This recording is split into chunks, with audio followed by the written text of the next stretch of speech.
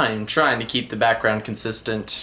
See, when I sit closer to the camera and the fan is not on, the audio is so much better. I know I said I was gonna do regular album reviews from this point on, but with this one, I mean, it's only 10 tracks, so why not? And I have things to say. Many things. You're watching the Joe Sona song-by-song review of Mobile Orchestra by Owl City.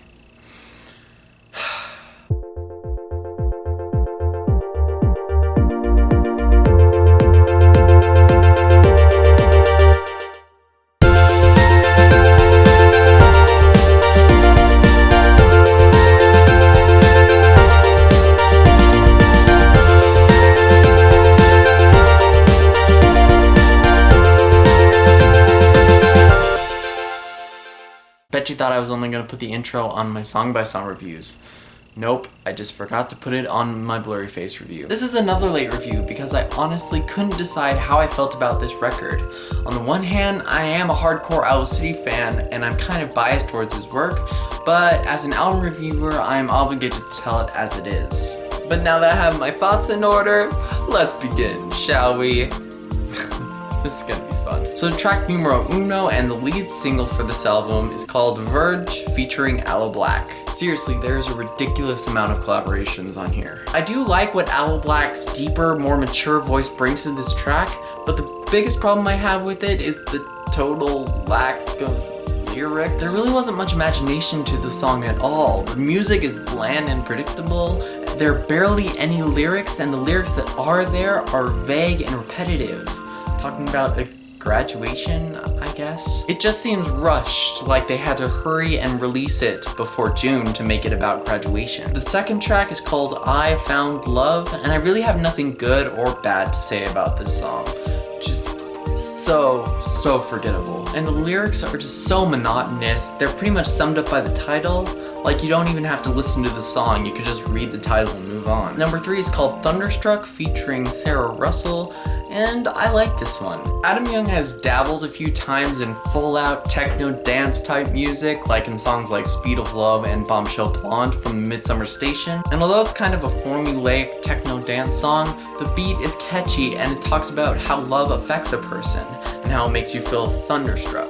It's very dynamic with some slow and some fast parts, and it's a bit reminiscent of his older work. The fourth song is called My Everything, and it's one of the many controversial songs on this album. He is kind of blunt with his belief here, but as a Christian, I can connect with this song and appreciate him praising God. Also, the piano and the catchiness of it kind of helps. The song isn't bad, but I liked it better when he was a lot more subtle with his belief, like in Galaxies from All Things Bright and Beautiful, or Meteor Shower from Ocean Eyes, where the message is so subtle that I didn't even notice it until someone pointed it out. Number 5, we have Unbelievable featuring the 90s band Hanson, and this one is even more controversial than My Everything and total junk food music.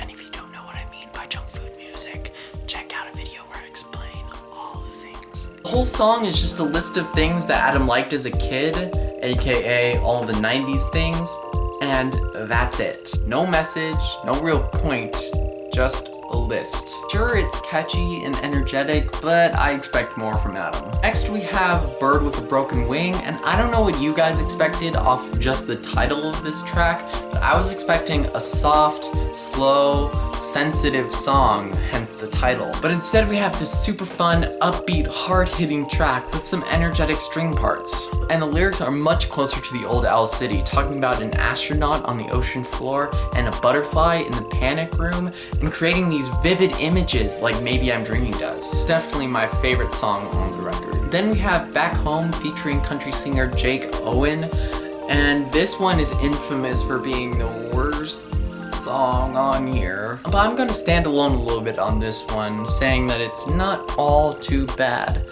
but including it on this album just adds to the messiness of it. There's a bit more imagery to the lyrics here, and I'm not gonna lie, the chorus has almost moved me to tears a few times. albums. Next is number 8, Can't Live Without You, which is another cookie cutter synth pop jam, but I like this one a lot more than I Found Love, which sounds very similar. I'm not sure if this one was religious, but if it is, he's a lot more subtle with it. Got nothing more to say about that one. Number 9 is called This Isn't The End, and it's probably my least favorite on the Ultraviolet EP, which was released last year, and it's probably my least favorite on the album. With this song, he's turning the whole idea of Owl City on its head, and he doesn't sugarcoat anything in this song. But that's what we want from Owl City, with songs like Hospital Flowers, Silhouette, and my favorite, Vanilla Twilight.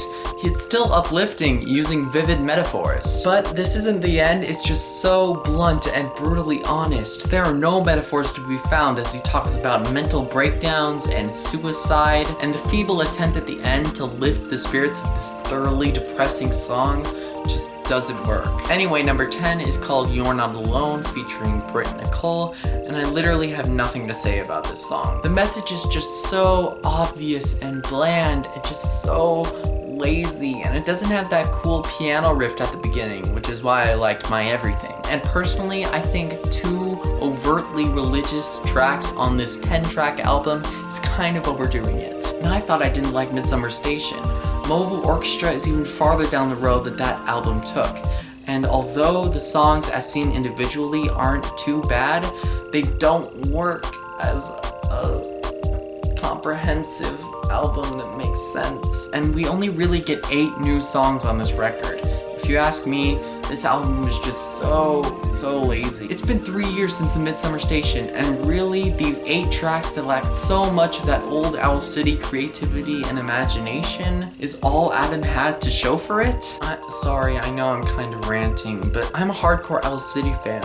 I feel very strongly about these things. I'd give this album a 60% at best. I'll see you later.